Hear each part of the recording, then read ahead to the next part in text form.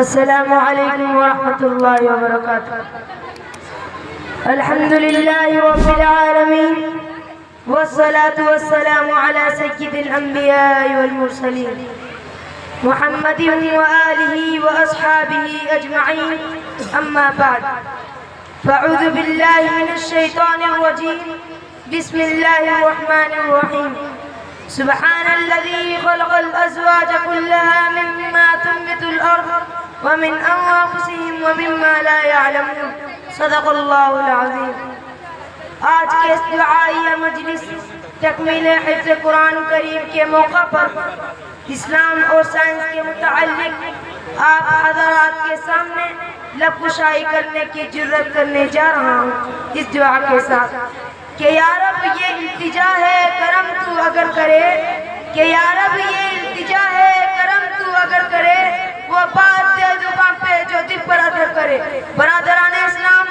جس دور سے ہم اور آپ گزر رہے ہیں یہ سائنس اور ٹیکنالوجی کا دور کہلاتا ہے۔ آج قدم قدم پر سائنسی ایجادات ہیں، مادیت کے نئے نئے انکشافات کا چرچا ہے، انسانیت کے دامن میں علم و دانش کی بھرپور تجلیاں ہیں، بلندیاں اس کے سامنے سمٹ چکی ہے، حقیقتوں کے جاننے کا جذبہ آج عروج پر ہے، اور یہی چیز سائنسی تحقیقات کا محور بنی ہوئی ہے۔ خداوند قدوس نے بھی عقل انسانی کی گیروں کو کھول دیا، جس کا نتیجہ ہے کہ انسان ہواؤں کے دوش پر اڑ رہا ہے، فضاؤں میں اسٹیشن بنا رہا ہے، چاند پر کمنڈے ڈال رہا ہے، سورج کی شعاعوں کو گرفتار کر رہا ہے، زمین کے پوشیدہ خزانے کو نکال رہا ہے۔ غرض کہ آج سائنس اور ٹیکنالوجی نے اتنی ترقی کی جس کا تصور بھی نہیں کیا جا سکتا، لیکن سوال یہ ہے کہ کیا سائنسی ایجادات اسلام کے لیے چیلنج ہے؟ کیا مذہب اسلام پر اس کی صداقت و حقانیت پر کوئی زور پڑتا ہے؟ کیا اس سے اسلامی عقائد پر کوئی حرف آتا ہے؟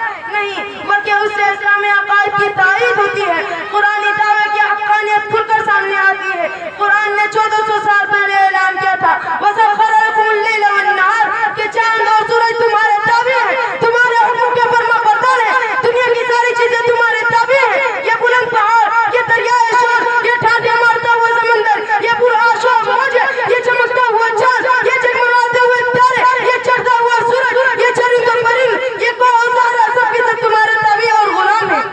لوگوں نے تعجب کا اظہار کیا اور کہا یہ محض افسانہ ہے،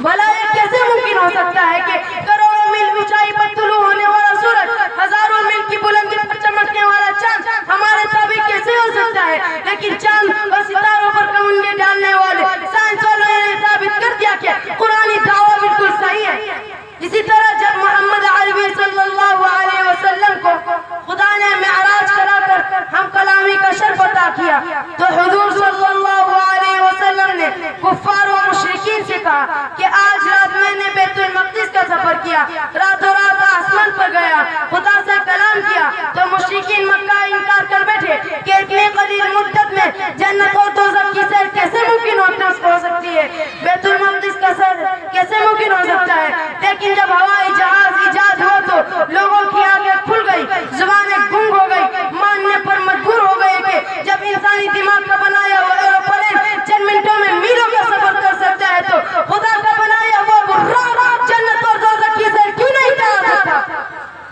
آج سائنس کہتی ہے کہ جب انسان کو چھینک آتی ہے تو اس کے دل کی حرکت چند لمحے کے لیے بند ہو جاتی ہے، روح کا رشتہ اس سے ٹوٹ جاتا ہے، جبکہ میرے محبوب محمد عربی صلی اللہ علیہ وسلم آج سے 1400 سال پہلے ہی بیان کر دیا تھا کہ جب تم کو چھینک آئے تو الحمدللہ کہہ دیا کرو، جس کا فلسفہ یہی تھا کہ چھینک کے بعد خدا نئی زندگی بخشتا ہے، جس کے شکر میں الحمدللہ کہنے کی ترغیب دی تھی۔ یہ ہے مذہب اسلام کے چند عقائد جن کی تائید سائنس بھی کرنے پر مجبور ہو رہی ہے،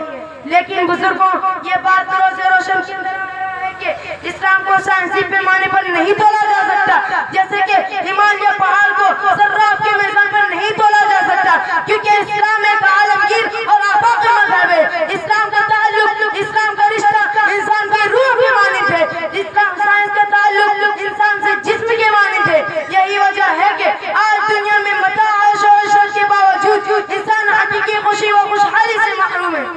دور جدید نے انسان کے جسمانی تقاضوں کو تو پورا کیا لیکن روحانی تقاضوں کو پورا نہیں کیا۔ انسان کو سائنس نے مادیت کے ساز و سامان تو بہت دیے مگر اس کے خدا کو اس سے چھین لیا. جسم کی خوراک کا انتظام کیا مگر روح و پاکہ کی دلدل میں پہنچا کر چھوڑ دیا, جسے دیکھ کر علامہ اقبال رحمۃ اللہ علیہ نے کیا خوب رونا رویا ہے.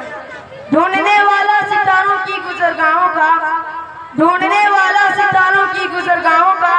اپنی افکار کی دنیا میں سفر کر نہ سکا. اپنی حکمت کے غم و پیچ میں الجھا ایسا, اپنی حکمت کے غم و پیچ میں الجھا ایسا آج تک فیصلہ نفع و ضرر کر نہ سکا. جس نے سورج کی شعاعوں کو گرفتار کیا, جس نے سورج کی شعاعوں کو گرفتار کیا, زندگی کی شب تاریک سے حل کر نہ سکا. وآخر دعوانا الحمدللہ رب